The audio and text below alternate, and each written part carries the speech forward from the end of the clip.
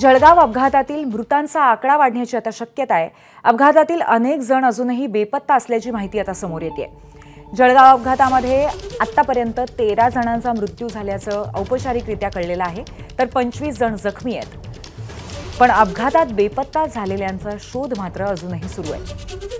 आपले प्रतिनिधी संजय महाजन आपल्या सोबत या क्षणी आहेत। आपण त्यांना या अपघाताच्या संदर्भात नवीन अपडेट काय आहेत ते विचारूया। संजय, मृतांचा आकडा वाढण्याची शक्यता वर्तवण्यात येते आहे, या संदर्भामध्ये अधिक काय माहिती द्याल?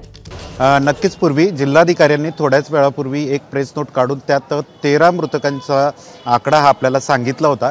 मात्र या ठिकाणी आता अनेक लोक बेपत्ता असल्याचं समोर येत आहे। थोड्याच वेळापूर्वी नेपाळहून जे मुंबईकडे जाणारे विश्वकर्मा दाम्पत्य होते, त्या परिवारातील 3 सदस्य अद्यापही बेपत्ता आहेत। तर एक तिवारी नामक जे मुंबईहून या ठिकाणी आले, त्यांचाही मुलगा या ठिकाणी बेपत्ता असल्याची माहिती आहे। तर आता थोड्याच वेळापूर्वी एक बाबू खान नावाचा युवक ज्याचा या दुर्घटनेत मृत्यू झाला आहे, पण त्याची माहिती प्रशासकीय अधिकाऱ्यांना नसल्याचं आता ही बाब समोर आली। त्यामुळे काहीतरी गोंधळ या ठिकाणी आपल्याला दिसतोय। जे बाबू खान लखनौवरून मुंबईला जात होते, हा 27 वर्षाचा युवक आहे। त्याच्या नातेवाईकांना मुंबईला समाज माध्यमातून मिळालेल्या व्हिडिओत त्यांनी ओळख केली, मात्र प्रशासनाकडे याची माहिती नाही। या ठिकाणी आपले त्याचे नातेवाईक आहेत, आपण त्यांच्याशी बोलूया। काय झालं होतं नेमकं? बाबू खान हा कुठून कुठे चालला होता आणि त्याची माहिती कशी मिळाली तुम्हाला? बाबू खान हा मुंबईला जात होता बहरैनवरून। त्याचे नातेवाईकांना एक व्हिडिओ मिळाला की या व्हिडिओमध्ये तो ॲक्सिडेंट होऊन खालती पडलेला आहे।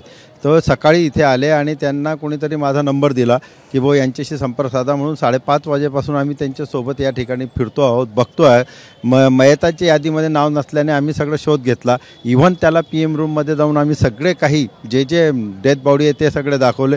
त्याने सांगितलं याच्यात माझी कोणती माझ्या पुतण्याची बॉडी नाही, म्हणून आम्ही त्यांना विचारलं। त्यांनी सांगितलं पोलिसांचा एक फोन आलेला होता, त्या पोलिसांशी मी संपर्क साधला। मराठी भाषेत असल्यामुळे त्यांनी मला सगळी माहिती दिली की बाबू खानची MLC 1014 नंबरने त्याचा इन्क्वेस्ट होऊन हे झालेलं आहे। मृतदेह सध्या कुठे ठेवला? त्याचा सध्या मृतदेह ऑटोनॉमी डिपार्टमेंटला त्या ठिकाणी 6 बॉड्या ठेवलेल्या आहे रात्री, ज्यांचं PM झालेलं आहे। त्या 6च्या 6 आयडेंटिफाईड झालेल्या आहे, परंतु ते नातेवाईकांना अजून माहीत नाही की पूर्वी आपण बघू शकतोय की अशा प्रकारे या ठिकाणी थोडा गोंधळ उडालेला आहे। प्रशासनाचा किंवा रेल्वेचा कुठलाही अधिकारी या ठिकाणी या मृतकांचे जे नातेवाईक दुरून येत आहेत त्यांना माहिती देण्यासाठी सध्या तरी उपलब्ध नाही। आता 10 वाजलेत, मात्र अद्यापही प्रशासनाचा कुठलाही अधिकारी किंवा कर्मचारी या ठिकाणी नातेवाईकांना माहिती देण्यासाठी उपलब्ध नाही आहे। मात्र अनेक जण बेपत्ता असल्यामुळे या दुर्घटनेत मृतकांचा आकडा वाढण्याची भीती आता या ठिकाणी व्यक्त होत आहे। खरं तर मृतकांचे जे बेपत्ता लोक आहे त्यांचे जे शव आहेत ते शवागारात 13 शव आहेत, मात्र इतर शव या नातेवाईकांना दुसऱ्या ठिकाणी आढळल्याने, महाविद्यालयाच्या ॲनाटॉमी डिपार्टमेंट आढळल्याने आता मोठी खळबळ उडाली आहे। मात्र प्रशासनाचा एकही अधिकारी या ठिकाणी माहिती द्यायला उपलब्ध नाही। पूर्वी धन्यवाद आपण दिलेल्या माहितीबद्दल। ही सगळी अत्यंत काळजी वाढवणारी अशी माहिती आहे, आपण याच्यावरती लक्ष ठेवूच। धन्यवाद। ABP माझा, उघडा डोळे बघा नीट।